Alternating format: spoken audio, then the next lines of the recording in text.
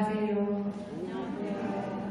이랬다. 저 스님이 어디서 왔더라. 이걸 처음 보는데요. 이러면 곤란합니다. 제가 지금 청강스님께서 이렇게 자리가 너무 배려해 주시는 걸 보고 아주 청강스님은 여기서 뵙지만 이제 저보다 조금 젊으신 것 같아서 굉장히 귀중한 분이라고 생각이 들어요. 제가 그 동국대학의 불교대학에는 스님들은 몇 분 안 계시고 일반 제자가 훨씬 더 많아요. 그런데 한 10년 넘은 10년쯤 됐는데 제가 그 과에 불교대학 그 과에 제자가 더 많았어요. 그러는데 이제 수업을 4학년인데 수업을 이제 하는 도중에 세상에서 자기가 지금 당장 가장 힘든 게 뭔가 이런 얘기를 하게 됐어요. 그래서 이제 토론은 아니고 이제 종종 이렇게 이제 수업 시간에 중간에 하거든요. 그래서 이제 그 중에 한 명이 남학생인데 이런 학생이 있었어요. 4학년이에요. 군대도 갔다 왔고 불교대학 현학과. 그래서 이제 그 친구가 이제 자기가 지금 이제 다 돌아가면서 하는데 그 친구가 고민을 얘기해요. 무슨 얘기를 하냐면 스님 제가 다음 군대도 갔다 왔고 그래서 이번 학기가 지나면 이제 취업도 해야 되고 그리고 여자친구가 있대요. 여자친구도 있고 취업도 해야 되고 아무튼 뭐 이제 부모님도 계시잖아요. 자기 나름대로는 이제 좀 고민이 많아. 그래서 지금 이게 머릿속에 머리가 복잡하고 힘들대. 그래서 제가 이런 얘기를 했어요. 그거를 한 번에 해결해 줄 수 있는 게 있다. 그 친구가 지금 잊어버리지도 않아, 얼굴. 진짜 무슨 뭐가 있어요. 혹시 뭐 취직자리 제가 해주는가. 일반 저런 뭐 정교수는 아니지만 대학 교수님들이 일반 공대나 다른 대학은 많이 하잖아요. 혹시 뭐 좋은 취업자리는 꼭 좋은 게 해결하시면. 선생님 그게 뭐냐. 그래서 제가 다 해결해 줄 수 있는 게 이게 하나 있다. 뭐라고 했냐면 출가를 하면 대궐 같은 집에 마누라가 돈 벌어오라고 짜증도 안 내고 그렇게 대궐 같은 집에 그냥 할 수 있는 그따 출가만 하면 취업도 해결하고 뭐 여자친구 먹여 살릴 일도 해결하고 얼마나 좋으냐. 제가 그렇게 대답을 해줬어요. 그 친구가 어떻게 대답을 나왔을 것 같아요? 내가 마음이 다 끝나기도 전에 스님 전 출가는 안 해요. 또 그러더라고요. 물론 그때 그만한 25, 6이겠죠. 전반적으로 10명 중에 9명은 대부분이 그래요. 더군다나 불교대학 학생인데도. 그래서 제가 그 순간에도 출가라는 게 출가해서 스님으로 사는 것이 정말 힘든 길인가 보다. 그 친구가 불교대학 공부를 그렇게 오랫동안 했는데도 스님 길이라고 하는 건 상상도 할 수 없다라는 게 제가 그 순간에 그런 생각도 했어요. 여기 계신 보살님들은 내가 종종 아드님이나 손자 하나씩 출가시키라고 그런 얘기 많이 하는데 보살님들 솔직히 하면 지나가다 스님들 많이 하시죠? 안 해요. 저는 이제 법문 중간에 지금 이런 말씀 드리기 그렇지만 저희 부모님 살아계시거든요. 어머니가 가끔 이제 중간에 뭐 스님들 안 좋은 뉴스라 아니면 누가 아시는 신도가 스님들 욕하면 가슴이 철렁하네요. 다 여기 계신 스님들은 각 하늘에서 떨어진 게 아니라 스님들이 다 부모가 계시거든요. 그 부모가 스님들 안 좋은 얘기 듣거나 누가 방송에서 이러면 얼마나 스님들이 그 어머니들은 어떻게 해요? 그렇죠? 그러니까 뭐 이 사찰에서 뭐 어떤 문제 이런 거 아니라 이제 저도 전일 때 몰랐는데 조금 나이들으니까 이 출가시킨 부모들의 마음이 정말 그렇겠구나. 그리고 출가하다가 평생을 산다는 게 쉬운 일은 굳이 아니었겠구나.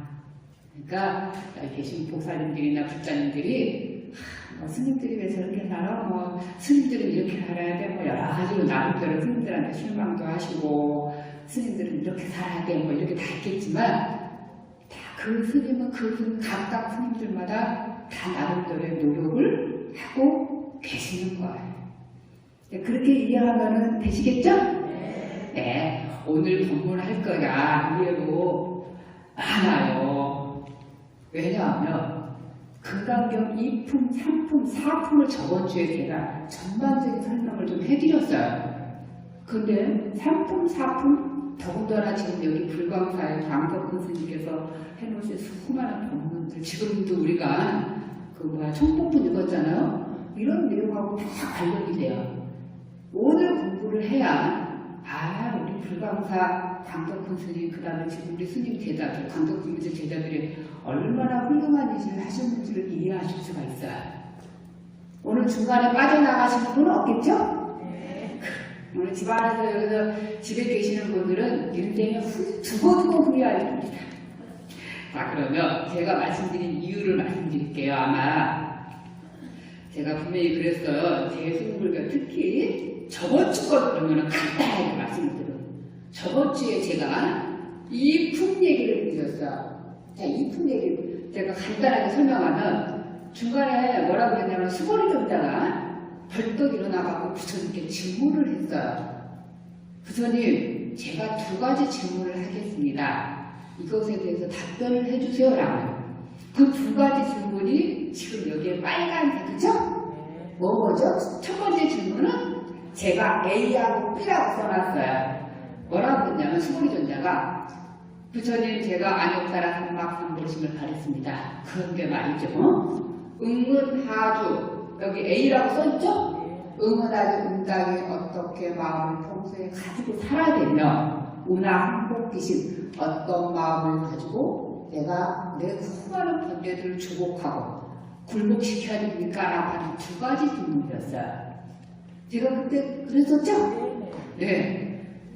이렇게 수고리 존자가 응원하주 운항복기심 두 가지 질문을 했는데 부처님께서 답변을 해주셨어요. 3품 답이 B번이에요. 운하항복기심에 대한 답이 3품의 이야기가 있어요. 오늘 3품 할 겁니다. 그 다음에 응원하죠. 응당이 어떻게 주함을 살아야 되냐, 세상을 어떻게 살아가야 되냐 라고 하는 답이 실은 4품에 있어요. 그러면 지금 전반적으로 이해 가셨죠? 제가 저번주에 말씀드렸던 이야기예요. 여기 써있어요. 지금 그거예요. 여기는요. 지금 제가 말씀드린 걸 정리한 거야. 안욕따라 삼박수를 바란 사람이 일으킨 선남자 선녀. 여기서 일으킨 선남자 선녀이는 여기 계신 제가 국자님만을 얘기하는 게 아니라 우리 모든 스님도 포괄하는 겁니다. 대승불교 경전에서는 선남자 선녀인이 제가자만 지칭하지 않습니다. 자, 그랬는데 어떻게 살아야 하느냐? 응원하시죠? 제가 방금 말씀드렸잖아. 그 다음에 운항복심 어떻게 그 마음을 다스려야 합니까? 라고 하는 질문 두 가지를 그거를 아까 말씀드린 다시 한번 정리할게요. 응원하지에 대한 답은 4품에 있고 운항복심에 대한 답은 3품에 있습니다. 그래야 근데 그럼 이걸 가지고 어떻게 마음 가지고 살아야 되나 이것에 대한 부처님이 답변하신 거 가지고 금강경은 이렇게 말했다 저렇게 말했다 이렇게 말했다 하나의 말만 변형되어 있는 거야. 일단 제가 오늘 말씀드린 거 요것만 머릿속에 다 가지고 있어야 금강경이 이렇게 대전이 됐고 이렇게 구성되어 있구나. 요거 하나만 가지고 금강경을 독송해도 훨씬 그럼 가피도 있는 거고 나한테 복도 있는 거고 지혜도 성취하는 거야. 자, 그래서 근데 저번 주에 제가 이런 얘기 했어요. 오늘 이 단어를 꼭 외우셔야 됩니다 라고 무슨 얘기했냐면 금강경에 번뇌가 나와요. 우리 인간은 번뇌로운 마음이 있어요. 그 다음에 부처가 될 수 있는 본성도 가지고 있어요. 얘 따로 제 따로가 아니라 원래 중생이 가지고 있는 번뇌 마음이 돌이켰을 때 바로 그 자리가 부처자라는 뜻이에요. 우리 금강경도 그렇게 써 있어요. 그래서 번뇌를 돌이켜서 지혜로 전환한다. 깨달음으로 전환한다. 내가 지금 이 괴로운 세계에서 헤쳐 해탈 세계로 간다. 이거를 바뀌어서 고통을 바꿔서 행복의 세계, 해탈의 세계, 열반의 세계로 간다. 그 지금 제가 말씀드린 건 네 글자로 하면 뭐라고 그럴까요? 이고등락이에요. 말만 제가 막 바꿨을 뿐이야. 그래서 제가 그런 말씀 드렸어요. 저번 달에는 너 불교를 왜 믿고 있어? 라고 친구가 묻거나 혹시 자녀분들한테 불교는 이런 종교야 라고 할 때 모든 종파, 모든 불교 학문이 여러 가지인데 모든 학문을 따라서 딱 이거 하나 이고등락입니다 라고 하면 정답이라고 했어요. 그렇죠? 다시 한번 말씀드릴게요. 고를 여의고 고를 없애버리고 들어요. 고를 떠나서 없애버리고 락을 넣는다. 이고등락 락을 넣는다 소요. 여기서 락자는 해탈, 그 다음에 열반, 보리, 깨달음 다 돼. 그 보살님들이 우리 일반 세상으로 우리도 행복하게 한 거야. 내가 세상에 힘든 거를 벗어나서 행복의 세계로 가는 거. 또 우리 반야신경으로 얘기하면 내가 살고 있는 이 참 고통스러운 세계를 떠나서 저 피안으로 가는 거 이 소리야.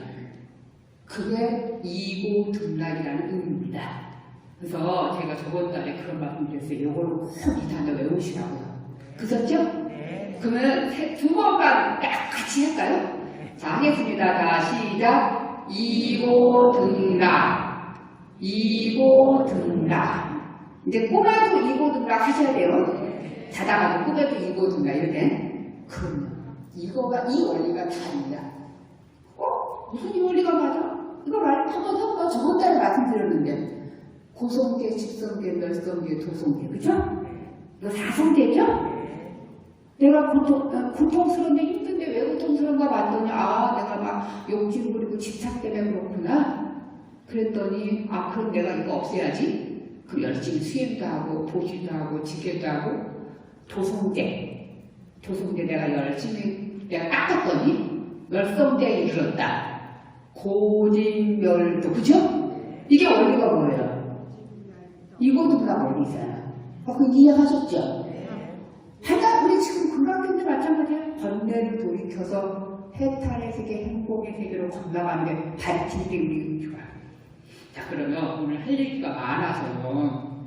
자 이제 상품인데 우리가 이제 상품을 잘 안 돼. 한 분이 조금 평범해요. 그래서 같이 구성을 해보실 겁니다.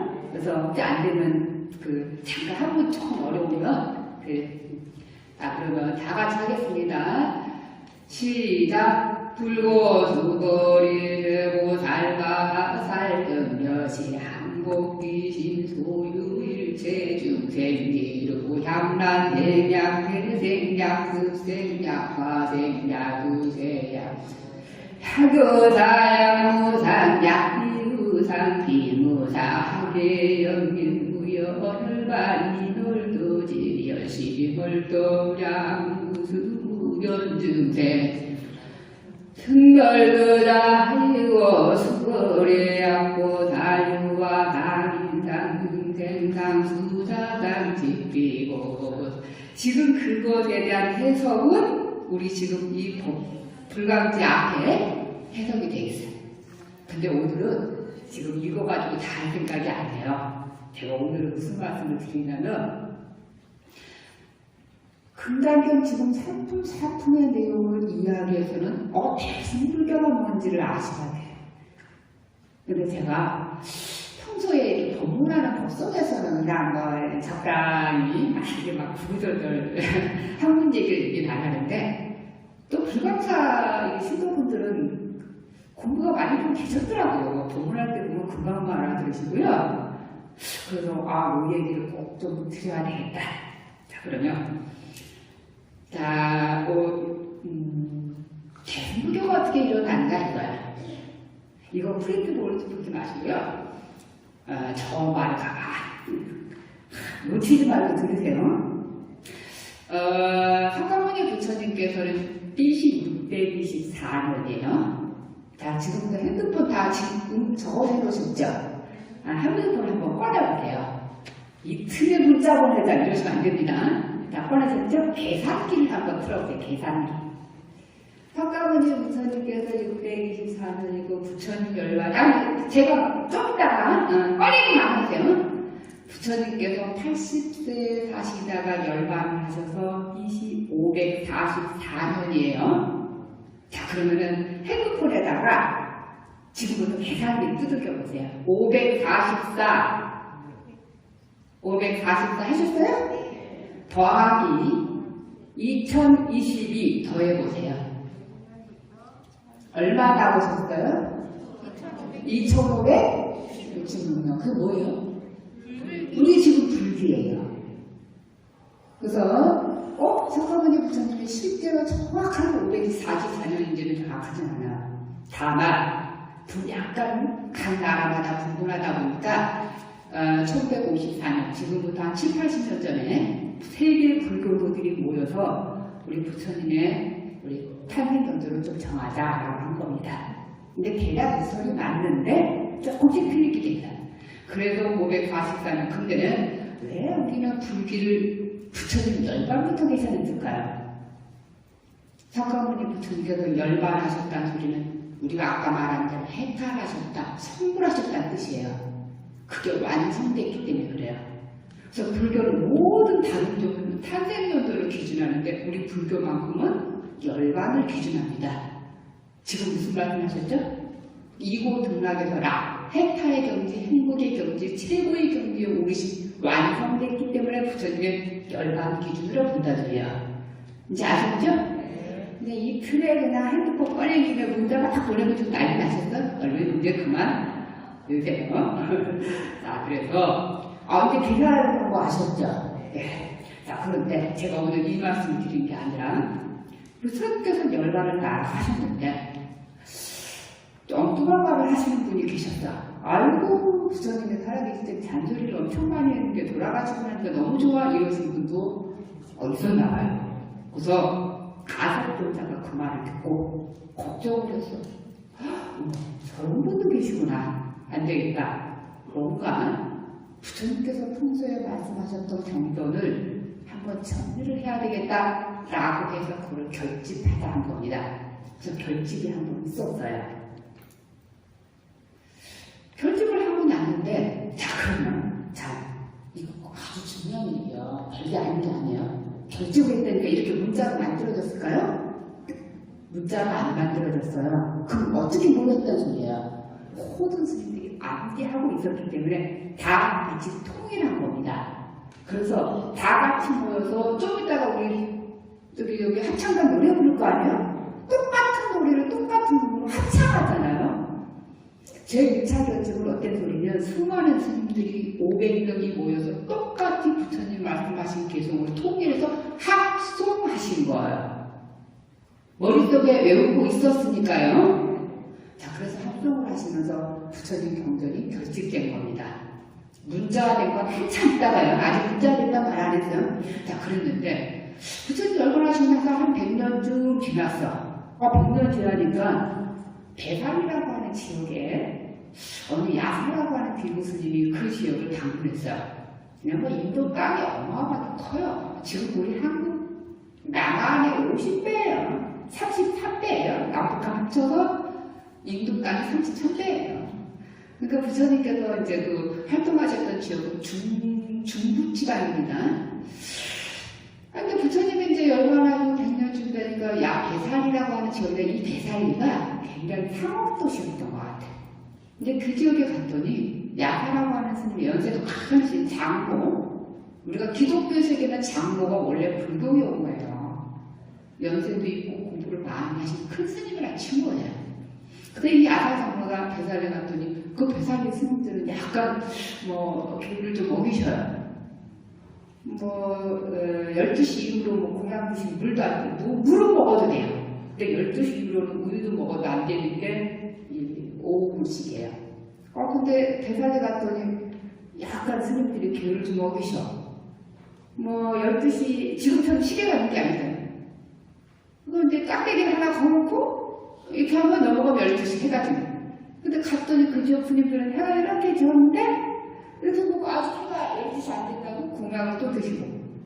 아무튼 이렇게 저렇게 이런 계율이 여러 가지가 엄격한 계율이 많은데 계율을 어기는 걸 보고 이렇게 계율을 어기는 스님들이 많구나. 기가 막혀. 그래서 야사라고 하는 장로 스님이 700명의 스님을 모아다가 우리 아무래도 안 되겠다. 계율 문제로 인해서 결집을 한번 해야 되겠다 라고 해서 2차 결집을 하게 됐어요. 자, 2차 결집 때도 문자화되지 않았어요. 어떻게 했을까요?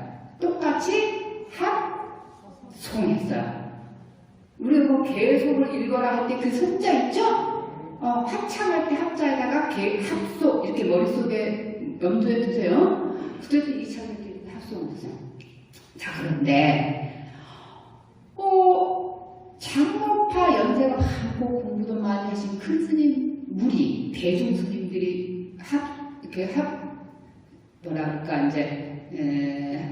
결집을 하고 한 무리를 이루게 되다 보니까 그것에 대해서 반발하는 분들이 또 계셨어요. 약간 젊기도 하고 신세대 스님.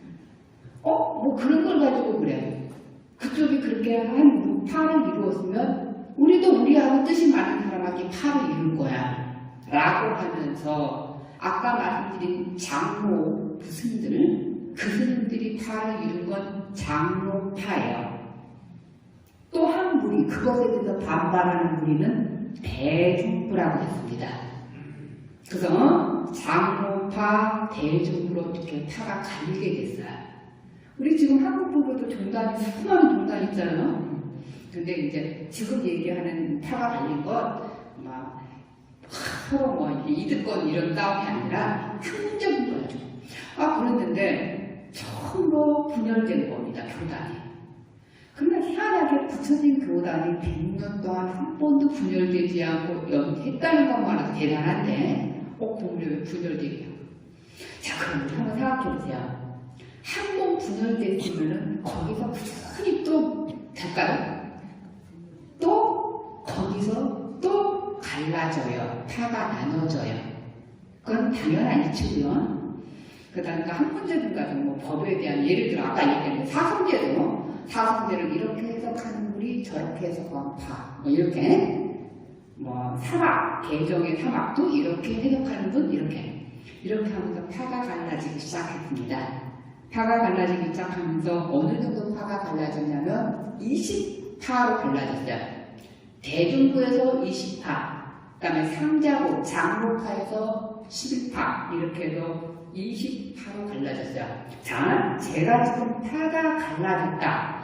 이거를 무슨 불교 이렇게 얘기하는데 알 수 있을까요? 써있네요, 저기. 부파불교라고 합니다. 써있잖아요. 부파불교 시작이라고. 얼른 눈으로 보셔야지. 그죠? 이게 부파불교라고 합니다. 자, 다시 한번 정리하면 부처님이 열반하시고 나서 100년 있다가 그때부터 파가 갈라지기 시작하면서 20파로 갈라져서 계속 파가 수많은 파가 갈라졌습니다. 그 많은 파가 갈라지면서 20부파로 갈라지는 동안 한 몇백 년 지속했습니다. 그랬는데 그 중간에 아스카라고 하는 왕이 나와요.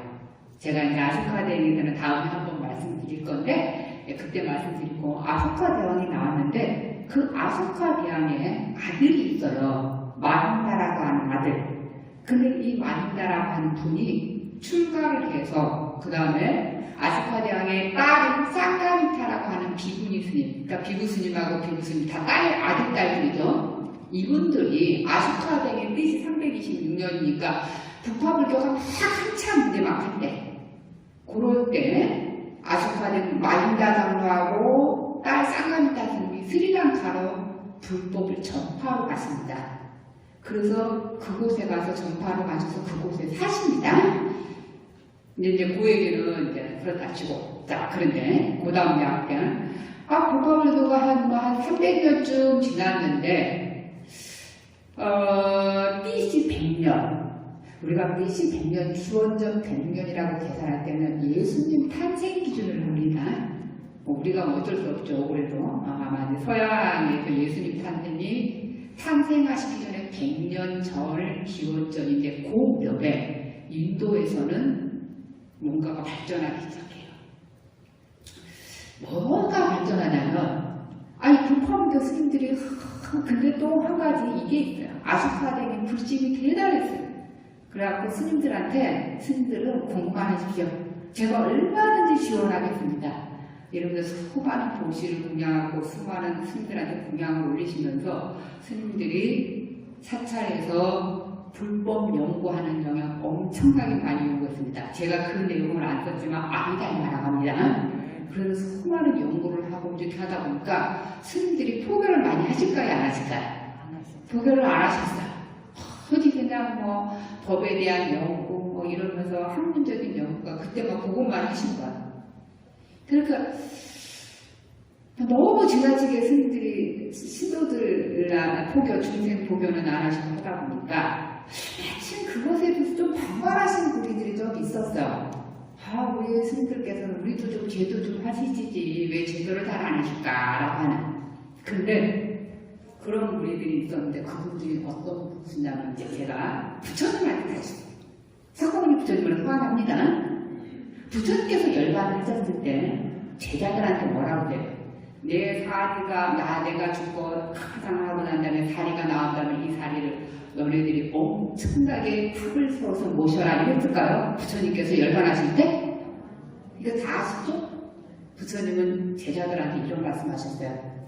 내가 열반하면은 내 몸에서 사리가 나오면 너네들은 사리를 숨겨라가 아니라 저 제가자들이 다 장례식부터 시작해서 사리를 숨기는 건 제가자들이 알아서 할 것이다. 너네들은 그것에 관련 없이 오직 해탈 수행하는 것만 목적으로 삼아라. 이게 부처님 말씀이셨어요. 그러다 보니까 부처님 열반하시고 나서 몇백 년 동안 부처님이 사리를 보신 사람은 스님들이 아니셨어요. 지금은 이제 한국 불교가 좀 변화가 있는 거예요. 뭐 옛날에 그때는 실제로 그 사리를 다 제가자들이 모시고 사리를 크게 하다 보니까 거기에 사리가 있으면 제가자들이 다 부처님 석가모니 이런 분이 카밀라국의 왕자 출신인데 이런 분이 가면서 사리를 모시는 분이 그 탕마다 다 제가자들. 그것이 8곳이 있었어요. 8곳. 부처님 열반하신다고 사리탑이. 그랬는데 아까 제가 아쇼카가 있었다고 그랬죠? 그 아쇼카 대왕에 저렇게 훌륭한 분이 계셔? 근데 부처님이 왜 인도에 8개만 있어? 안 돼. 그래서 아쇼카 대왕이 부처님 사리탑을 걸어서 몇 개를 세웠을까요? 인도 각 지역에. 우리가 흔히 얘기하는 번뇌를 얘기하는데 84,000탑을 세웠어요. 자, 쉽게 얘기하면 부처님 사리탑이 인도 곳곳마다 사리를 모시게 됐습니다. 그러다 보니까 그 사리탑마다 사리탑을 지키는 사람이 스님이 아니라 일반 제가신자였어요. 일반 제가신자가 부처님 사리를 모시고 부처님께서 말씀하셨던 그런 몸들 다 제가자들이 모여서 부처님 경전을 암기를 하고 다 같이 독송하고 쉽게 얘기하면 우리 인도에서도요 나무물, 나무법, 나무성 이런 건 있었습니다. 연불 비슷한 거는. 지금처럼 우리가 관세음보다서 이런 연불은 없었지만 나무물, 부처님께 기회합니다. 나무법, 나무성 하는 이런 연불은 인도에도 있었단 소리예요. 그러니까 탑을 중심으로 많은 제가자들이 모여서 부처님, 석가모니 부처님은 이런 분이야. 그리고 이런 분이었던 과거에 부처님께서 어떻게 사셨는지 이런 기록을 만들어내고 또 부처님을 말씀을 아까 이제 좀 시간이 많이 흘렀는데 부처님이라는 분이 이렇다고 약간 좀 이렇게 과장해서 만들어주고 그러다 보니까 사리탑을 중심으로 수많은 사람들이 모여서 부처님 경전 공부를 하고 함께 토의를 하고 부처님 그다음에 또 삼례에 들어서 다 같이 모여서 삼례 선정 삼례에 들어가는 거예요. 쉽게 가면 명상을 했다는 소리예요. 이제 그렇게 하는데 많은 대중 이렇게 무리들이 있었습니다. 그런데 정작 근데 이제 사리는 이제 그렇게 하면서 스님들도 부처님 사리탑을 수용하기 시작하였어요. 그래서 지금의 이제 큰 스님들도 사리탑을 모시게 이런 이유가 이렇게 된 겁니다. 자, 이제 그 얘기보다 그래서 대승부가 어떻게 일어났냐면 사리를 중심으로 모여서 부처님을 하다 보니까 삼례 사상, 삼례가 그래서 발달한 겁니다. 그 다음에 부처님이 어떤 분이냐를 하다 보니까 이렇게 하는데 이렇게 좋은 우리가 지금 얘기하는 금강경 이런 분들도 경전을 만들어내게 돼요. 그러면서 스님들 불타를 중심으로 많은 사람들이 활동하고 그렇게 하는 사람들을 보고 감동받고 함께 하셨어요. 그래서 이분들이 탑을 중심으로 발전했던 이분들이 어떻게 나오시냐면은, 스님들은 그 당시에는 불교는 부처님이 계실 때도 그렇고 불파불교가 발전할 때도 원래 불교는 출가자 중심으로 불교가 이루어졌어요. 그런데 경전들이 대부분이 출가자 중심 법문이고 의외로 많은 이유가 그렇습니다. 그러니까 탑을 중심으로 오던 사람들은 이거 너무한 것 같아요. 왜냐하면 오로지 석관에서 출가하신 스님들만 해탈할 수 있는 건 아니다. 우리가 제가다로 세상에 부모들 모시고 그냥 가족 애기도 낳고 처자식을 먹여 살면서 이렇게 살고 있지만 얼마든지 나는 계속 불자지만 일반적인 불자지만 스님들처럼 얼마든지 성불할 수 있는 거야 라고 하면서 일어난 운동이 대승불교 운동이에요. 여기까지 오느라 한참 걸렸어요 저는. 무슨 말인지 아셨죠? 그래서 대승불교 운동은 지금 제가 말씀드린 것보다 여러 가지 써있어요. 제가 아까 써있죠? 여러 가 써있어요. 첫 번째는 대승불교도들은 불탑을 중심으로 사람들이 부처님, 석가모니 부처님 가르침, 석가모니 부처님께서 중생을 제도해줬던 그런 정신으로 돌아가자라고 하면서 대승불교들이 이 운동을 일으킨 겁니다. 또 두 번째는 써있죠? 스님들, 그 당시에 스님들께서는 오로지 권세한 교리만을 가지고 하셨기 때문에 여기에 대한 반발도 좀 있었다는 거. 또 한 가지가 있어요. 뭐냐면, 묘배. 실은, 물론 요 얘기는 조금 하는데, 이 얘기 하다 보면, 우리가 법문 진도가 안 나가서 제가 안 하는데, 불상이 만들어지기 시작했어요. 실은 석가모니 부처님이 얼마나 하셨나서 500년 동안 우리가 얘기하는 불상이 없었어요. 물론 이건 역사가 있어요. 간단하고 어쩌고저쩌고 그런데 그거는 제가 생략할게요. 그래서 요 무렵에 불상으로 등장하고 또 많은 제가 대승불교도들이 이렇게 앉아서 명상을 할 때 불상을 앞에 다 놓고 부처님 앞에서 함께 숨을 그러면서 아주 깊은 삼배 들어서 석가모니 부처님하고 삼배 속에서 대화를 하는 경전입니다. 그런 경전들이 내용들이 만들어진 게 우리가 얘기하는 대승불교 경전이에요. 이제 대략 이해하시겠죠? 자, 그런데 삼대산 여기 써있어요. 1, 2, 3, 4, 어쩌고저쩌고가 이래서 대승불교들한테 다시 하나 정리해드릴게요. 그러면 대승불교를 일으킨 사람이 탑을 중심으로 다 무조건 제가자들이 그러면 대승불교를 일으켰느냐? 그것만은 아니에요.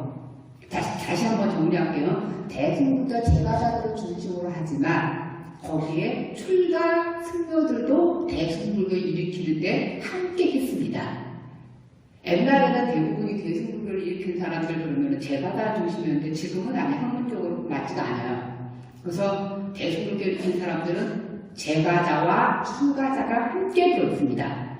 그런데 이 대승불교 일으킨 사람들이 뭐라고 그랬냐면 거기 큰님들은 말이지 법이 어쩌고저쩌고 궁금하라고 자기 혼자만 해탈하고 하는데 목적을 두고 있지.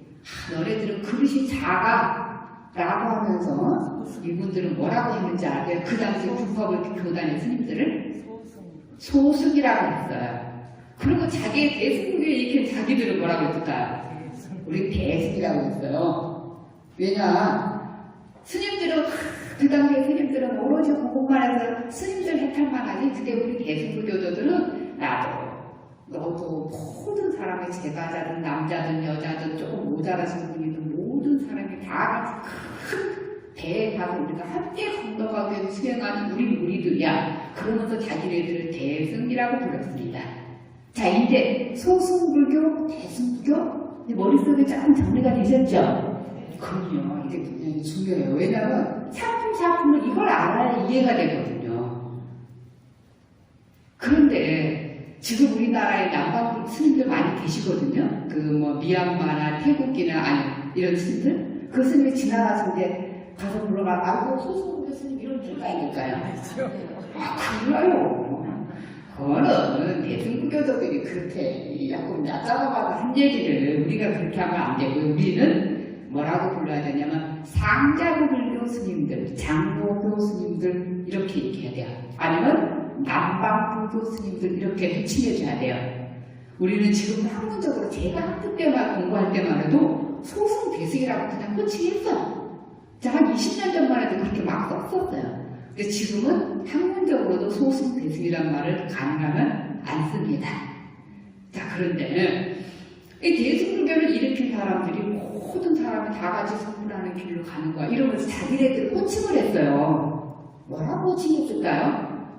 자기네들은 대승불교를 일으킨 사람들을 자기네들 뭐라고 호칭했을까요? 다 아시는데. 답이 안 나와요? 다 맨날 쓰는 용어인데. 자기네들을 보살이라고 불렀어요. 우리가 얘기하는 보살이라는 호칭이 여기서 쓰고 있는 거야. 그래서 저는 맨날 그래요. 솔직히 스님들을 보살님이라고 일반 신도는 제가자님 이래야 되는데 왜 용어가, 그래서 보살이라는 용어가 굉장히 아주 어찌 보면은 굉장히 훌륭한 단어예요.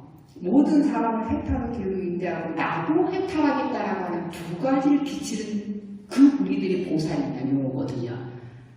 우리가 아랫가라 삼박사분이 보살이 어쩌고저쩌고 하는 게 다 지금 쓰고 있는 거야.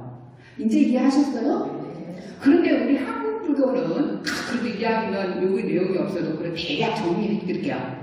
그런데 대승불교를 발전한 거는 대승불교가 실은 아까 말씀드린 대로 BC 1세기에서 2세기, 3세기 그때 대승불교 엄청 발전하는데 대승불교가 흘러왔던 그게는 실크로드를 통해서 중국으로 불교가 들어왔어요. 그게 대승불교가 들어온 거예요.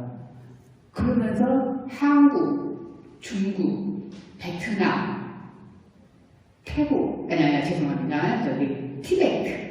또 한 나라가 있죠? 옆에 나라 일본. 이 나라 무슨 나라예요? 대승불교 국가들이에요. 이해되셨죠? 그러면 태국이나 미얀마는 어떻게 되죠? 자, 간단하게 오늘 공부에는 없는데 이 말씀을 제가 이해하실 것 같아요. 불교가 대승불교가 딱 일어났다고 부파불교가 딱 없어졌냐? 그거 아니에요. 고려가 망하니까 조선이어서 조선만 이거는 역사적으로 그렇게 한 거고요. 부파불교를 단발해서 대승불교가 있었는데 부파불교와 대승불교는 함께 발전했어요. 똑같이 12세기에 인도에서 불교가 사라질 때까지 같이 발전했어요. 그런데 지금 말씀드린 대로 대승불교는 북방 쪽으로 중국, 한국, 일본으로 해서 대승불교가 발전하고 그러면 지금의 남방불교는 어떨까? 근데 북방불교가 같이 발전했는데 제가 아까 이런 말씀 드렸어요. 어떤 말씀 드렸냐면 아쇼카 대왕이 있었는데 그 아들이 마인다라고 하는 장로, 딸 쌍가리타가 있는데 이분들이 불법을 포기하려고 어디 가셨다고요? 아까 말씀드렸는데 스리랑카로 가셨다고 했잖아요. 그 스리랑카로 가시면서 거기서 나중에 이 남방불교 경전이 결집이 됐어요. 그쪽에서.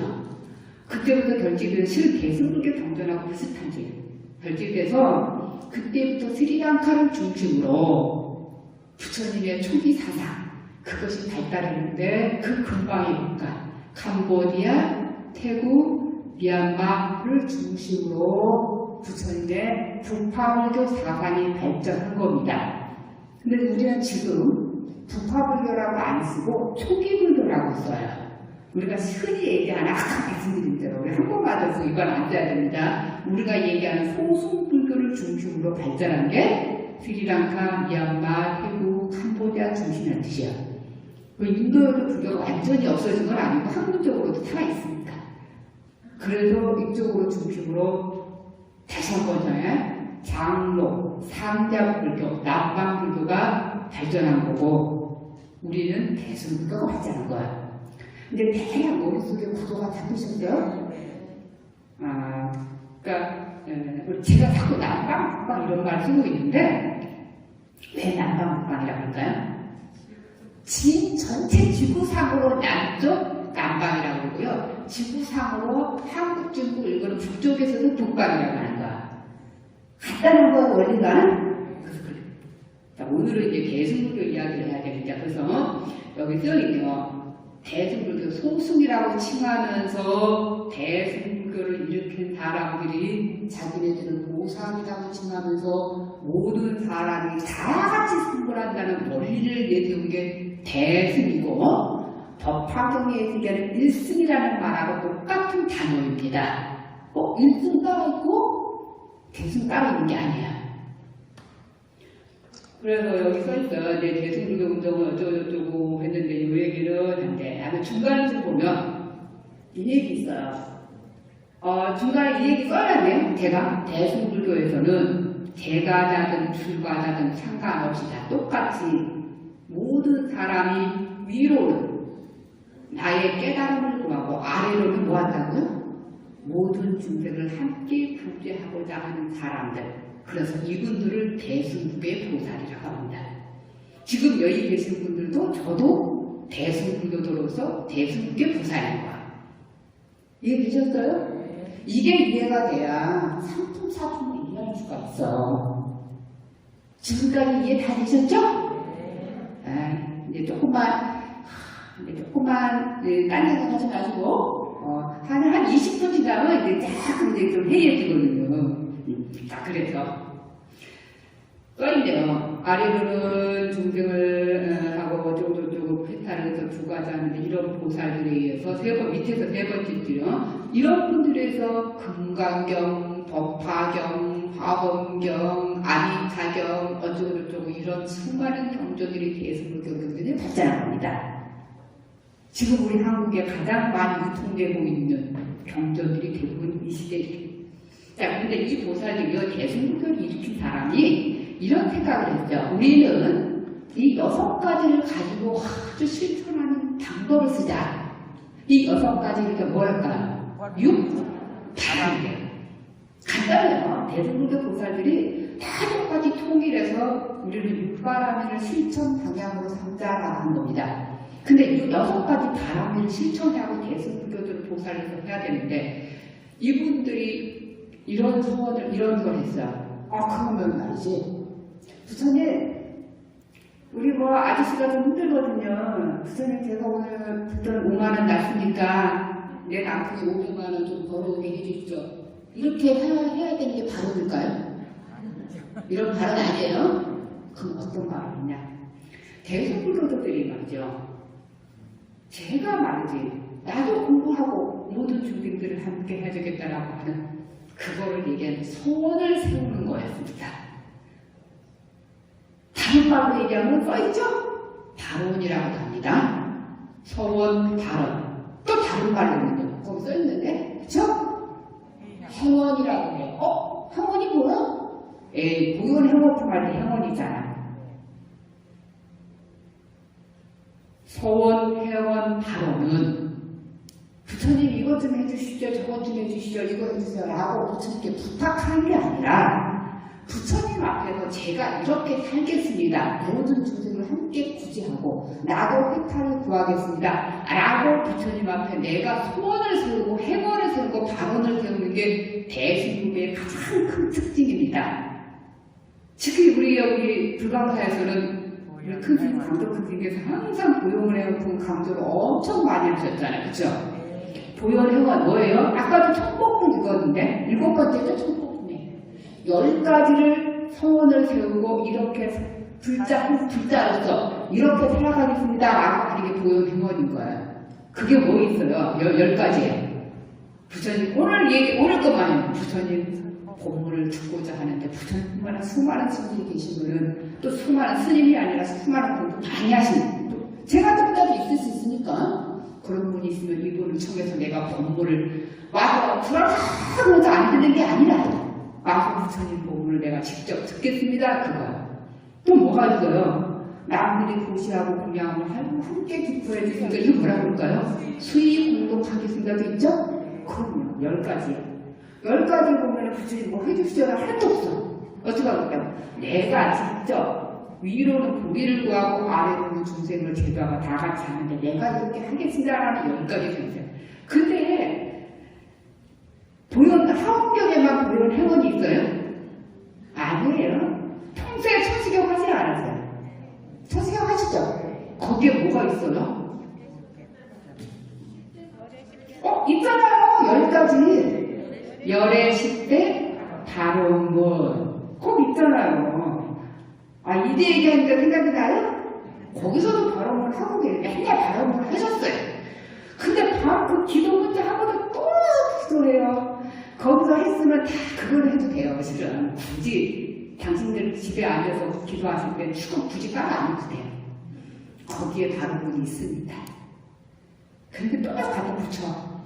우리 아들이 공부 못하거든요. 꼴등하는데요. 서울대학을 붙어야 됩니다. 이건 바로 안 돼요. 죄송해요. 이런 얘기하면 뭐 내 아들 가지고 얘기했나? 그런 뜻이 아니에요. 제가 조금 과장해서 표현한 것 뿐이지. 건강하기만 하면 되지. 무슨 대학 뭐 안 가도 돼요. 자, 그런데 여기 써있대요. 서원에는 두 가지가 있다 그러는데, 자, 다시 한번 정리하게 말씀드리기 전에 지금까지 말한 말이요. 대승불교도들이 위로는 보리, 상구보리, 하와 중생. 이 두 가지를 실천하게 하는데 육바람을 실천하는 게 목적을 가졌어요. 그런데 육바람을 실천하는데 거기에 항상 내 발언이 있어야 되는 것. 그것이 소원이고 행원이고 발언인 겁니다. 다 똑같은 말뿐이에요. 말만 달라졌을 뿐이에요. 근데 여기 써있어요. 평소에 또 많이 하셨어요. 우리 좀 이따 끝나면 사음소원 하시죠? 그 사음소원이 뭐예요? 중생을 구제하겠다, 법문을 듣겠다, 불도를 성취하겠다, 어쩌고저쩌고 하죠? 그 서원은, 사음소원은 모든 사람이 똑같이 서원은 초원이라는 뜻이야. 어떤 보살이든 어떤 스님이든 누구든지 대승불교를 경전을 하는 모든 경전에서는 대부분 소원과 행원이 나오죠.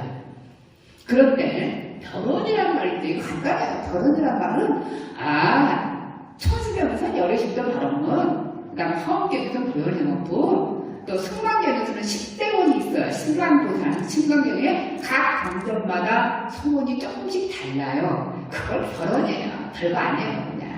왜 이렇게 그럼 굳이 별거 아니고 써왔냐? 제가 이렇게 써야 좀 유식해 보이거든, 제가. 그래서 이렇게 써온 거야. 자, 그러면 써있네요. 실은 더 많아요. 제가 너무 복잡할 거 안 썼는데 써있네. 천수경에 열애식대 말은 무량수경에도 있어요. 무량수경의 법장보살이 48대원을 세웠어요. 그 48대원을 세우고 그 소원을 가지고 수행하셔서 아무타 부처님이 계신 겁니다. 그게 무량수경입니다. 또 방금 하셨던 화엄경이 우리 너무 잘 아는 거. 보영보살, 행원, 보영보살, 행원분. 그 다음에 이제 제가 저번 주에 여기 공부 끝나고 이렇게 법문하고 제가 여기 있는 책자를 가져가서 일부러 집에서 어떤 내용을 보려고 그랬더니 여기 큰 스님께서 하셨던 법등 오서가 있더라고요. 너무 내용이 좋으시죠. 그러니까 다 알고 있는 내용이지만 우리 다 같이 5가지를 함께 독송을 할까요? 함께 읽겠습니다. 자, 시작합니다. 시작. 전법으로 바른 믿음을 삼겠습니다. 전법으로 정진을 종정진을 삼겠습니다. 전법으로 무상 공덕을 삼겠습니다. 전법으로 세상의 보호를 삼겠습니다. 전법으로 정토를 성취하겠습니다. 그럼 이거 다 오시죠? 네. 그럼요. 제가 이 내용을 다시 한번 보면서 정말 내용 좋다고 이거 제가 직접 기입했어요. 막 컴퓨터로 듣고 다른 믿음 가시죠. 그럼요. 그래서 전법이라는 말은 제가 볼 때는 법등이라는 말 자체가 부처님의 가르친 법이 진리가 돼서 수많은 사람들한테 법을 옮겨갈 수 있다는 거야. 그게 법등이에요. 유마경에 이런 내용이 있어요. 어떤 내용이냐면 내가 한 개의 촛불을 가지고 여기에 있는 1000명, 10,000명한테 불을 붙여줄 수가 있어. 내가 그 사람한테 보살님한테 붙여주니까 이 보살님이 다른 사람한테 또 이 보살님이 내가 1000명한테 해줬는데 그 각 1000명이 또 1000명한테 해줬다. 10,000명, 몇만 명한테 퍼져갔습니다. 그게 법등이라는 뜻입니다. 나라고 하는 사람, 우리 사는 사람이면 수많은 법의 전등으로 옮겨가 줄 수 있는 거야. 수많은 이 법의 부처님의 진리가 이 세상에 많은 사람들한테 수많은 사람한테 법이 전해지기를 바라는 거, 그게 아마 광덕스님의 법등오소가 아닌가라고 제가 생각을 해봤어요. 그렇죠? 그럼요. 전법 자체가 내가 법을 전파한다고요. 법을 전파해서 뭐 나한테 온 게 아니라 그렇게 부처님의 좋은 진리가 수많은 사람들과 함께 하자는 뜻이에요. 그게 말 그대로 대승불교의 뜻이거든요. 자, 그 다음에 정정진. 정정진이 뭐예요? 이 정정진 많이 나오는데 팔경도에서도 정정진 좀 나올걸요? 네네. 바를 정작 바르게 수행하고 정진한다. 이렇게 부처님 좋은 법문 듣고 이렇게 막 하면서 일주일에 3번은 무당 찾아가서 내일도 어떻고 모레가 어떻고 이거 굳이 물어볼 필요가 있을까요? 그게 정정진이 아니거든요. 그러나 제가 좀 과장해서 말씀드릴 거 궁금하겠죠. 내가 바르게 믿고 있으면 그 지금 살고 있는 이게 미래예요. 미래 궁금할 필요 없어요. 지금 바르게 살면 돼요. 그럼 미래예요. 내가 이번 생에 잘 살고 다음 생에 좋은 장. 지금은 그냥 뭐 나쁜 짓 하고 뭐 내가 미래가 어떻게 될까 나쁜 짓 했으니 과거가 다음에 미래가 나쁜 거죠. 그럼요. 우리는 불교는 윤과설을 빼고 말할 수 없거든요. 그래서 정정진 바르게 믿음을 갖고 바르게 정진하겠다. 그 다음에 무상공덕이 뭘까요? 무상이라는 말이 아마 제가 볼 때는 없을 무자 위상자 가장 최고의 공덕을 짓겠습니다. 그 공덕하고 복덕하고 좀 달라요. 우리 이제 금강경에 그런 얘기 나오는데 그렇게 구별하진 않지만 금강경에서는 복덕하고 공덕 구별하진 않아요. 근데 이제 제 개인적으로 봤을 때는 복덕은 내 자식 개인적이라는 공덕은 아까 말한 대로 수많은 사람들과 함께 해탈로 나가고자 하는 그런 공덕을 최고의 공덕을 짓겠다고 하는 뜻이 아닐까. 그 다음에 뭐 제가 굳이 설명 안 해도 되지만 최상의 공덕 갚겠습니다. 내가 이렇게 부처님한테 좋은 공덕에서 내가 지금 이렇게 행복하게 살고 있으니까 정말 열심히 기도하고 법문 듣고 하는 것 자체가 도움인 것 같아요. 마지막이 정토를 성취하자. 우리 불교에서는 정토에 대해서 2가지로 얘기합니다. 2가지로. 첫 번째는 유심정토 사상이 있고 2번째는 타방정토 사상이 있어요. 그래서 저는 학문적으로 유심정토적인 전공적이고요. 타방정토는 내가 죽어서 저 좋은 극락에 간다고 하는 타방정토입니다. 이제 제가 유심정토라고 타방정토 그거 있을 수가 없어 이건 아니에요. 그거는 엄연히 학문적으로만 있지만 우리가 모르는 세계가 당연히 있을 거라고 생각하지 내가 틀렸다고 하진 않아요. 자 그러면 제가 볼 때는 전법으로 정토를 성취하겠습니다 라고 했을 때 아마 여기 광덕 선생님께서는 타방정토보다는 지금 유심정토를 얘기한 것 같아요. 자 유심정토를 얘기할 때 뭐라고 그럴까요?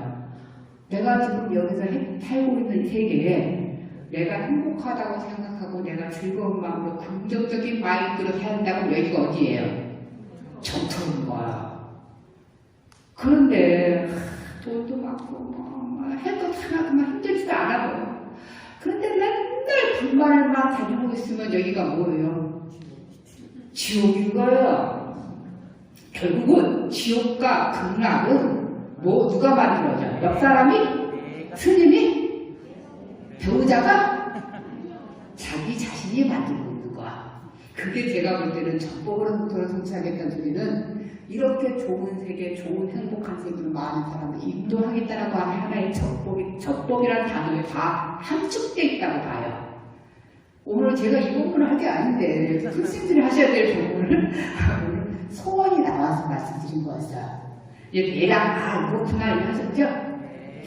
자 그러면 상품의 내용을 오늘 한다고 해놓고 내가 이런 말만 했어. 뭐 교수님 아까 상품 한다고 해놓고 뭐 쓸데없는 걸 말씀하신데 오늘 말씀하신 게 상품 내용이에요. 그럼 아까 상품 내용 다시 한번 올라가 볼까요?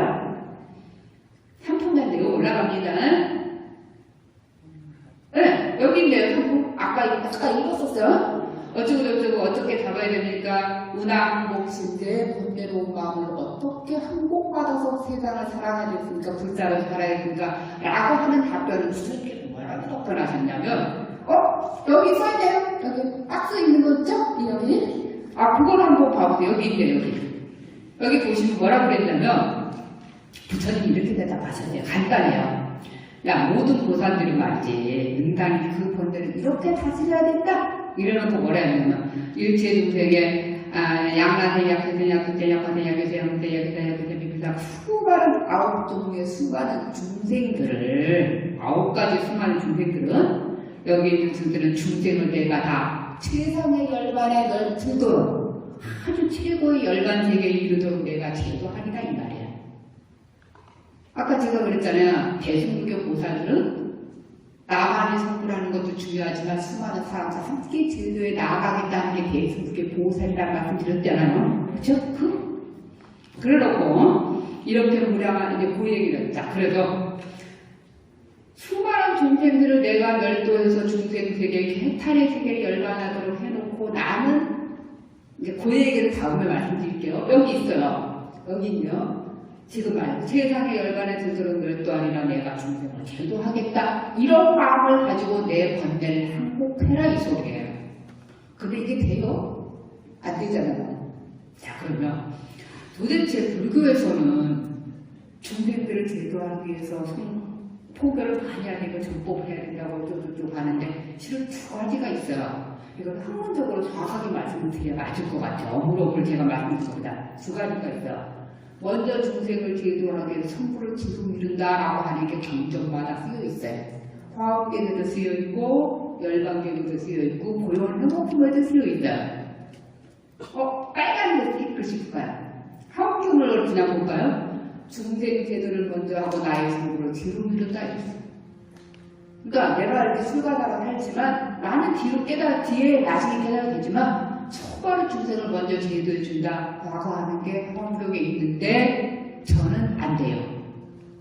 내 공부가 먼저인 거야. 그러니 제가 얼마나 이중적인 사람이에요. 그 내용은 보현행을 보면 이런 내용인데요. 보현행으로서 깨달음을 준다. 그럼요. 보현행이 뭐예요? 내 지혜를 문수보살을 충당하는 게 아니라 고론보살처럼 내가 열심히 실천할까 뜻이에요. 그럼으로써 내가 성불하는 길을 찾겠다 이거예요. 우리 불교에서는 무예기를 큰 중심을 하고 있어요. 그런데 나는 성불을 뒤로 하고 지옥 중생을 먼저 다 지옥 중생이 한 명도 지옥에서 없을 때까지 내가 지옥에 있는 중생들을 먼저 구제하기 위해서 지옥문 앞에 서 계시는 보살님이 계세요. 어떤 보살이죠? 지장보살입니다. 예, 그래서 우리가 이제 영가통도를 할 때도 우리가 지장보살 하는 기도가 있습니다. 그 지장보살 생각하면 이게 이해하시기 쉬울 거예요. 그럼 내 성불을 안 하더라도 지옥 중생은 먼저. 그런데 두 번째가 있어요. 어떤 거냐면 있어요. 성불 내가 먼저 성불한 뒤에 그런 다음에 다 끝나면 중생을 제도할 거야 라고 하는 얘기예요. 두 가지가 있어요. 그래서 제가 이 얘기를 논문을 썼어요 실은. 그런데 이 얘기가 재미있어요. 머릿속에 생각해보세요. 우리 주광사에 있는지 모르겠지만 일반적으로 이렇게 사찰 덕상에 가면은 벽화에 그림이 꼭 있어요. 15도 그림이 있어요. 다음 달까지 꼭 15도 한번 살펴보고 오세요. 15도라는 말이 그림을 10가지로 소하고 동자하고 이렇게 누가 싸움하고 소가 내 마음을 상징해요. 15도 그림이 쫙 있어. 어떻게 하면 내 마음을 다스려갖고 해탈 성불하는 길이 있죠. 그런데 15도에서 9번째가 해탈 성불하는 걸까요? 10번째가 해탈 성불하는 길일까요? 9번째라는 사람. 몇 분 계시고. 그 다음에 10번째가 해탈 성불 마지막 그림일 거라는 사람. 스님, 저기 스님께 총무생님 좀 들었어요. 왜 다 나가죠? 스님이 뭔가 질문한 거 보니까 이상해. 실은요, 9번째가 해탈 성불하는 최고의 경지예요. 그 10번째는요. 10번째 그림, 이런 그림이 있어요. 난 그림마다 조금 다르겠지만, 약간 북포자락을 가지신 스님이 저기 마을을 바라보고 서 계시는 분 계셔요. 그게 10번째 그림이에요. 그게 이제 입전 스스라고 하는데, 그 10번째 그림이 왜 마을을 쳐다보고 계시죠? 그 스님이? 그 그림이 거기서 부르는 해탈 성불하신 분이세요. 그래서 첫 번째부터 9번째까지는 그 수행을 해서 막 번뇌를 조복하고 해서 9번째 해탈 성불을 딱 하고 난 다음에 그 다음에 10번째 돌이켜서 중생을 제도하고자 마음으로 들어가기 위해서 한 그림이 10번째 그림이에요. 이제 이해하셨죠? 그래서 오늘 집에 있는 것보다 본문하러 들어오신 거 얼마나 잘하신 일이에요. 인생에서 최고의 선택을 하신 거예요. 오늘 본문 들으신 거. 자, 그래서 지 잘하고 아시니까 그래서 이제 정리할 거예요. 이제 근데 우리나라에서는 이 그림 다 설명을 하지 않는데 실은 마지막 10번째 그림의 모델로 삼으신 게 누구냐면은 포대 화상입니다. 중국에서는. 포대 화상이라는 분이 왜 포대 화상이에요? 포대가 뭐예요? 포대가? 어렸을 때, 아니 여기 계신 분들이 자녀분들 어릴 때, 애기 때, 깐난애기 때 들쳐업어서 뭘로요? 포대 뒤로. 그 포대예요. 그 스님들이 가지고 계신 걸망 있죠? 큰 걸망에다가 거기에 누가 주면 뭐든지 받아갖고 아픈 사람 있으면 주고 배고픈 애 있으면 다 하고 스님께서 포대화락이라고 하는 스님이 다 퍼주신 거야. 그리고 이 포대화락이 굉장히 뛰어나신가 봐. 농사꾼들이 스님 내일 들어올까요? 아닌가? 내일 비가 안 와. 농사 줘도 돼. 내년은 어떨까요? 괜찮아. 그래서 굉장히 스님께서 그렇게 뛰어나셔갖고 그런 걸 다 하셨답니다. 근데 또 주무도 어디서 주무신다? 길바닥에서 주무시고. 그럼 뭐라 하시냐면 저 하늘이 다 내 이불이야 라고 하셔서 그 포대화상이십니다. 그래서 중국에서는 10번째 그림의 모델로 삼으신 분을 포대화상이라고 하셨습니다. 자, 그래서 포대화상 보여드릴게요. 제가 찍은 제 사진이에요. 기가 막히죠? 배 좀 보세요. 너무. 근데 저 배가 뭐 사장님 배가 아니라 거기에 뭐 있을까요? 중생을 기회도 하고요. 모든 걸 가지고 계신 배예요. 저기 사장님 배 이런 거 곤란하죠. 자, 또 하나. 이제 이걸 보여드릴게요. 먼저 포대화상이세요. 제가 사천성 쪽에서 찍은 사진이에요. 나중에 스님 나 이 사진 갖고 싶어 그러면은 우리 담당자님한테 사진 달라고 해서 이렇게 뭐 보내달라고 하셔서 가주셔도 돼요. 이거 제 사진이에요. 사진값은 공짜로 할게요. 네, 감사합니다. 중국 사람들은 그렇게 포대화상을 많이 조각도 많이 하고 많이 보십니다.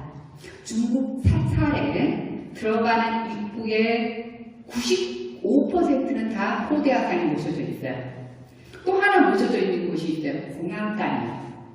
공양간에 가면은 제가 이 사진을 왜 보여줬냐면 중국 스님들은 우리나라처럼 큰 스님 우리나라처럼 이렇게 큰 방에서 스님들이 공양 안 하세요. 중국은 공양간이 따로 있어요. 그러면 이렇게 큰 홀이잖아요. 지금 이렇게 저를 보고 계시잖아요. 근데 스님들 공양간에서는 지금 이렇게 포대화상이 이렇게 모셔져 있다면 스님들 공양하시는 건 이렇게 쳐다보지 않고 마주보게 돼 있어요. 이 상태에서 이렇게 마주보고. 그래서 마주보게 공양하시고 마주보고 항상 하십니다. 그 다음에 포대화상이 이렇게 모셔져 있습니다. 그래서 웬만한 큰절의 90%는 다 포대화상이 모셔져 있습니다. 그리고 이제 스님들께서 의식도 하세요. 대중들이 다 같이 공양을 할 때는 공양에서 제일 많이 올리신 거를 포대화상에 올리고 어쩌고저쩌고 하는 의식도 많이 봤어요. 그래서 이렇게 하십니다. 하는데 근데 이 포대화상이라고 하니 실제 인물일까요? 아니면 누가 만들어낸 인물일까요? 대답 안 하시네? 실제 인물입니다. 어떤 인물이냐면 여기 써있잖아요. 개차라고 하는 스님이십니다. 개차라고 하는 스님께서 써있네요. 917년에 열반하셨습니까? 당나라 말기예요. 이 스님께서 그렇게 사시다 가셨고 이 스님 열반하시고 난 다음에 그 스님께서 사셨던 그 지역 마을 사람들이 이 스님을 뭐라고 보셨냐면 포대화상이라고 하지 않고 미륵부처님이라고 숭상하게 봅니다. 그래서 중국 사람들은 포대화상이라는 용어 안 씁니다. 뭐라고 붙여요? 미륵부처님이라고 합니다. 그래서 혹시 나중에 중국에 여행을 가시면 그 가이드가 미륵부처님 하십니다. 우리나라에서는 포대화상의 의미가 그래도 우리나라도 많이 모시더라고요. 그래서 이렇게 포대화상의 의미가 많은 중생을 함께 제도해서 해준다는 의미로 모델로 삼으신 포대화상의 뜻이. 자, 그러면 이제 오늘 공부한 거 딱 다시 한번 정리해 드릴게요. 어떤 말씀을 했냐면 대승불교 사상을 말씀드렸어요. 부처님께서 열반하시고 난 다음에 한 300년, 400년 있다가 BC 1세기 기원전 1세기 100년 전에 대승불교 사상을 일으킨 사람들이 보살들이라고 호칭을 하면서 그 전에 기존에 있던 부파부 교수님들 소수이라고 칭한 겁니다. 그러면서 대승불교 일으킨 사람 자기들 보살이라고 했죠. 그리고 보살이라고 하는 사상은 상부보리, 위로는 보리, 깨달음을 구하고 아래는 모든 중생을 함께 구제하겠다라고 하는 사상을 가진 게 대승불교 보살들의 사상입니다. 그리고 우리나라는 대승불교 사상. 근데 이 대승불교 사상을 일으킨 사람들이 어떤 걸 그걸 한 번도 안 하고 이른가 말만 하느냐 이게 아니라 육바람을 실천하는데 그 실천하는 게 가장 중요한 게 뭐였냐면 서원, 행원, 발언을 세우고 실천하는 거 그게 말입니다. 근데 오늘 그 말씀을 하는데 아까 회양도 회양사상 있죠? 우리가 오늘 기도 끝나는 회양이라고 했죠? 그 회양사상은 서원, 행원, 발언과 함께 발전했습니다. 회양이란 말이요 이 뜻이에요. 오늘 기도 끝나는 날 100중 아니요. 내가 100일 동안 기도하고 내가 100일 동안 그저 연구를 하고 이렇게 부처님 경전 보고 막 며칠 했다 몇백일 했다 이걸 가지고 내가 이렇게 기도한 이 좋은 이 가피를 내가 받는 게 아니라 돌이켜서 수많은 중생들한테 내가 베풀어준다는 소리예요. 내 가족들, 내 남편, 그 다음에 또 주변에 있는 수많은 사람들, 내 친구들한테 내가 혼자 다 가피를 가는 게 아니라 돌이켜서 되돌려주겠다. 그게 말 그대로 회양인 거야. 그래서 소원, 발언, 행망과 다 똑같은 거야. 자, 제 말씀 오늘 들으니까 은하 한국기심의 그 상품이 뭐였었죠? 내가 수많은 양반의 약해병약을 내어가는 수많은 중생을 내가 제외했지만 좋은 세계로 열관했지만 나는 한 중생 되지. 그 얘기를 또 다음에 또 드릴 거예요. 내가 많은 사람들 중생을 제도하길 때 그걸 소원으로 세워서 내 번뇌를 항복받겠다라고 하는 게 우리 대승불교 사상이기도 하지만 금강경 상품의 내용이기도 하는 뜻이에요. 이제 이해되셨죠? 네. 오늘 얘기가 좀 중요하고 이제 다음에는 이제 쭉 재미있어요 또. 그래서 주소 없이 막 이런저런 말씀도 드렸습니다. 그래서 다음 달에 또 건강한 모습으로 또 금강경 이야기를 또 하겠습니다. 네, 건강하시고 행복하세요.